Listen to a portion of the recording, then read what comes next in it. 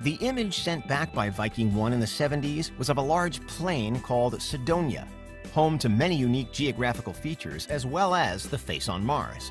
The face itself certainly does look like a face in this picture. However, since the beginning, scientists have universally agreed that the face is just a natural rock formation. Of course, not everybody buys this explanation, especially not when the face on Mars has an undeniable resemblance to a human visage. In the decades between Viking 1's photos and additional images being captured from Mars, imaginations ran away with themselves trying to explain the presence of the ominous face. It even formed the basis of an early episode of The X-Files, in which the face possesses an astronaut. The formation is still being seen by many as a key piece of evidence in the argument that Mars may have once supported intelligent life. The face is vast, over 1.2 miles long and around 0.9 miles wide, which would make it significantly larger than even the Great Pyramid of Giza, which has a base length of 756 feet or only 0.14 miles. Eventually, additional NASA missions to Mars in 2001 and 2007 respectively were able to produce far better images of the face in high enough resolution that you can tell it doesn't resemble a face at all. It just looks like an ordinary rock feature. Even beyond this evidence, there are a few other problems with the idea that aliens built a giant face on Mars. For a start, who would it be supposed to represent? Why would Martians want to build a huge human face on their planet? The most obvious answer would be that this is some kind of message to Earth. The Martians who built it want us to know that they're out there and that they're watching us. But building an enormous stone relief definitely isn't the easiest way to communicate. If they can see what we look like, they can probably also send radio messages. The face on Mars would have to be relatively recent for this hypothesis to make sense too, since hominids have only existed for the last 2 million years. And these early humans didn't look like us either, nor did they look too much like the face on Mars.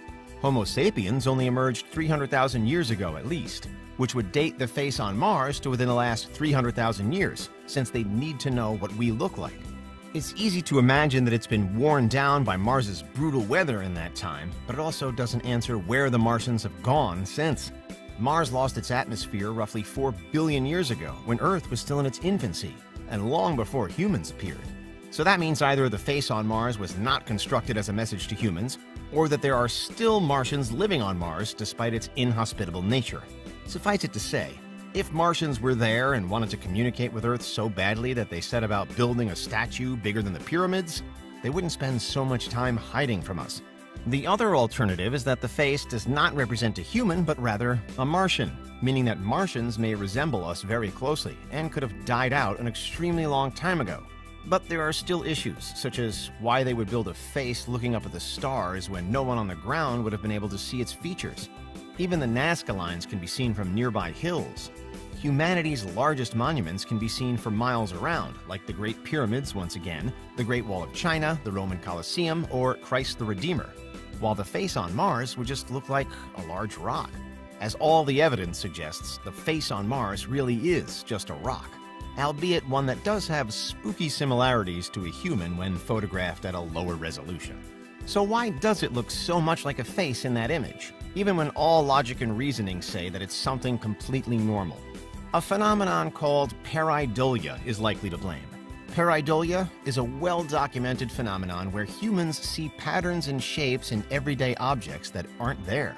The most common example is cloud watching, something almost everybody will have done at some point, where people try to make interesting and familiar shapes out of the clouds that they see in the sky. And we've been making shapes on different planets for a long time, including on the moon. The moon has the huge benefit of being close enough for us to see a lot of detail with the naked eye, and of being tidally locked to Earth, meaning everybody on the planet sees the same side, and always has. The near side of the moon is covered with dark patches, or maria, named for their resemblance to oceans. They're not oceans, but over the centuries people have claimed to see all kinds of things in them. There's the famous man in the moon in the Western world.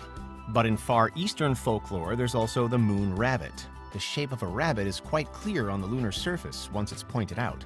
Back on Mars, in the late 19th century, there was a fuss very similar to the face on Mars when somebody claims to have seen canals on the red planet. For a while, it was believed that intelligent creatures lived on Mars and were building advanced waterways. As with the face on Mars, we didn't know the truth that the canals are an illusion until technology developed a little more. We've also seen unusual shapes in Pluto, and there are objects in outer space with familiar shapes as well. Multiple asteroids have been identified over the years as being space peanuts because of their resemblance to the nut. Even on our own planet, a rock face in New Hampshire, nicknamed the Old Man of the Mountain, became a famous symbol of the state until its collapse. In one of the strangest recorded incidents of pareidolia here on Earth, Singapore was caught up in a bizarre episode called the monkey tree phenomenon in 2007. Noticing that a tree on a residential street had a callus resembling two monkeys, someone put a sign up in Chinese claiming it was the home of the monkey god. This prompted people to travel from all over the world to visit the tree and make offerings for good luck. Some people even won the lottery after praying to the monkey tree. The incident has intrigued scientists, as have other episodes of pareidolia. It seems humans are just hardwired to see faces everywhere, probably because of how important faces are in human communication. We've already started training AI and algorithms to spot these strange patterns, with great success. But even computer programs have a penchant for pareidolia. An AI built to crack down on the distribution of adult films in the UK has an extremely difficult time telling human bodies apart from photos of deserts, making it basically useless for the purpose it was built for, when it flags sand dunes as naked people. As well as being the cause for the face on Mars's uncanniness, pareidolia has even been blamed for other supernatural occurrences.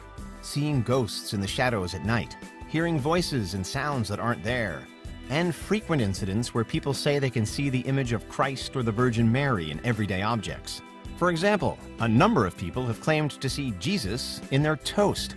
In 2004, a Florida woman auctioned off a cheese sandwich that supposedly bore the image of the Virgin Mary for $28,000. God moves in mysterious ways. It seems that humans are just primed to believe in something bigger and more exciting than themselves, even to the extent that we believe a rock on a different planet is a message from some long-lost celestial beings. And that's why we do understand the face